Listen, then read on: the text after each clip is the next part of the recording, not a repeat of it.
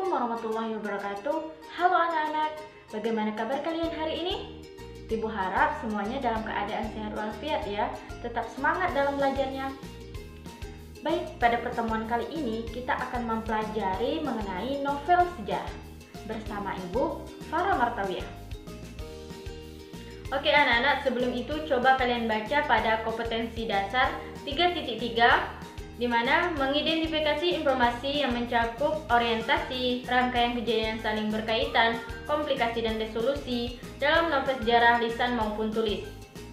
Nah, adapun tujuan pembelajarannya yaitu kalian diharapkan mampu mendata informasi penting dalam novel sejarah, mengidentifikasi struktur dalam teks novel sejarah, dan kalian diharapkan mampu membandingkan antara novel sejarah dan teks sejarah.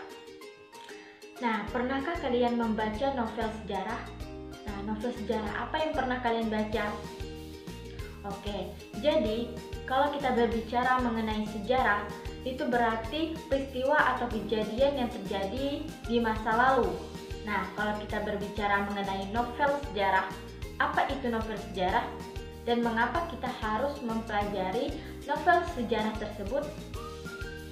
Jadi, kalian sebagai generasi muda mau mempelajari mengenai sejarah, maka kalian akan belajar dari masa lalu tersebut agar menjadi lebih baik.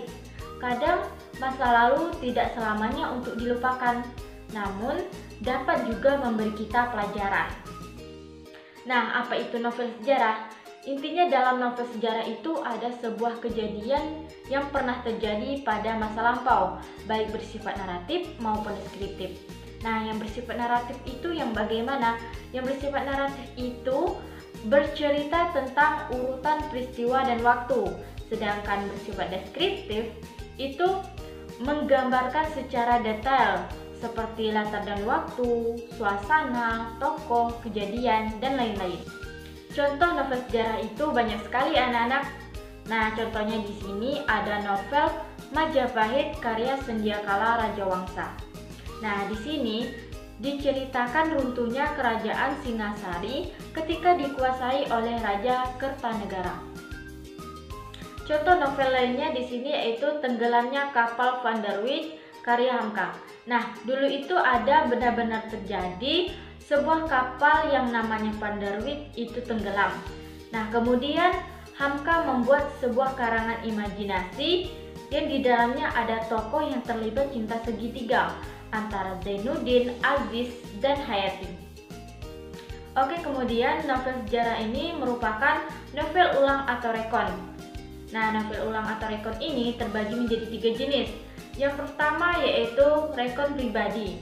Adalah cerita yang memuat kejadian di mana penulisnya terlibat secara langsung. Contohnya di sini ada novel Habibie dan Ainul karya Habibie. Nah, di mana Pak Habibie sendiri yang menjadi tokoh utama di dalam novel tersebut. Yang kedua yaitu rekon faktual, di mana novel yang memuat kejadian faktual seperti eksperimen ilmiah, laporan polisi, dan lain-lain.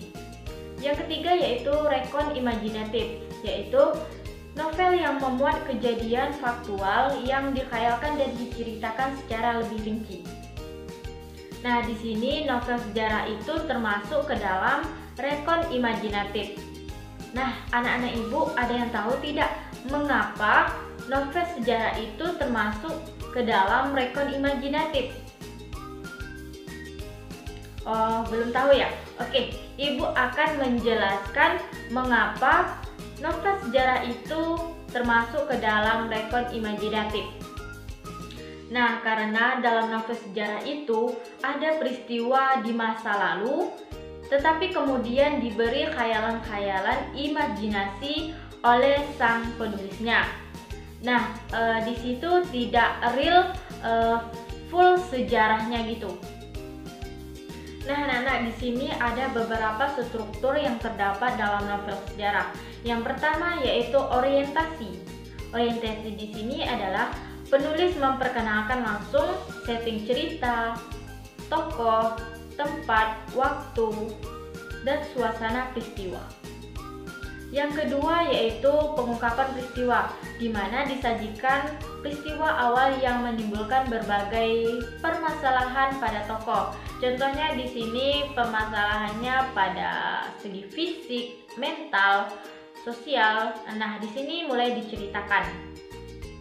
Yang ketiga yaitu menuju konflik, di mana terjadinya peningkatan di berbagai situasi yang menyebabkan bertambahnya kesukaran tokoh. Yang keempat yaitu puncak konflik. Nah, di sini disebut juga dengan klimaks. Nah, pada bagian ini ditentukan perubahan nasib beberapa tokoh. Nah, intinya di sini semua konflik itu semakin memuncak. Yang kelima yaitu penyelesaian atau evaluasi resolusi, di mana permasalahan di klimaks tadi sudah terselesaikan dan diceritakan bagaimana akhir dari klimaks tadi. Yang keenam yaitu koda, di mana struktur ini bisa ada bisa tidak dalam sebuah novel. Ini bersifat opsional. Nah, koda ini merupakan kesimpulan dalam sebuah novel. Nah, kesimpulan di sini bisa disampaikan langsung oleh sang penulis atau bisa disampaikan lewat tokoh yang ada dalam novel tersebut. Nah, contoh kalimatnya di sini yaitu menurut Sahrul, guru bahasa Indonesia hari ini tidak masuk kelas. Nah, di situ ada kata menurut. Nah, kata menurut itu menunjukkan kalimat tidak langsung. Nah, contoh kalimat langsung itu ada dialognya. Nah, itu ditandai dengan tanda petik 2. Ngomong-ngomong mengenai novel sejarah dan teks sejarah, apa sih perbedaan keduanya?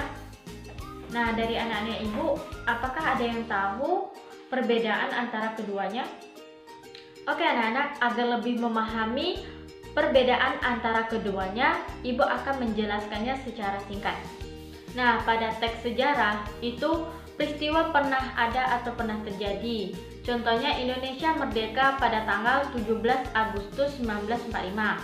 Sedangkan pada novel sejarah itu tidak pernah terjadi. Contohnya sama mengenai kemerdekaan Indonesia, namun peristiwa di dalamnya itu bisa diubah atau bisa diimajinasikan sendiri. Contohnya pada nama-nama tokoh di dalamnya itu bisa kalian ubah dengan nama kalian sendiri. Pada teks sejarah tidak boleh ditambahi atau direka, sedangkan pada novel sejarah boleh ditambahi atau direka. Nah, pada teks sejarah ketika kita menceritakannya perlu ada bukti. Nah, contohnya tadi Indonesia merdeka. Nah, di situ harus ada bukti. Nah, buktinya di situ ialah bisa kita lihat dari teks proklamasi, foto-foto dan lain-lain. Sedangkan pada novel sejarah itu tidak perlu bukti atau saksi, tidak jadi masalah. Pada teks sejarah terikat fakta 5W1H. Sedangkan pada novel sejarah tidak terikat oleh fakta. Pada teks sejarah tokohnya harus sesuai, maksudnya di sini harus sesuai dengan apa yang pernah terjadi. Sedangkan pada novel sejarah tokohnya boleh ditambahi atau hasil dari imajinasi. Nah, anak-anak, itu tadi perbedaan antara novel sejarah dan teks sejarah. Oke anak-anak, mungkin itu saja penyampaian materi ibu pada pertemuan hari ini terkait novel sejarah. Oke, sebelum ibu mengakhiri pertemuan hari ini, ibu akan menugaskan kalian mencari 2 buah novel sejarah dan diwajibkan membawa pada pertemuan berikutnya. Baik anak-anak, terima kasih atas partisipasi kalian semuanya.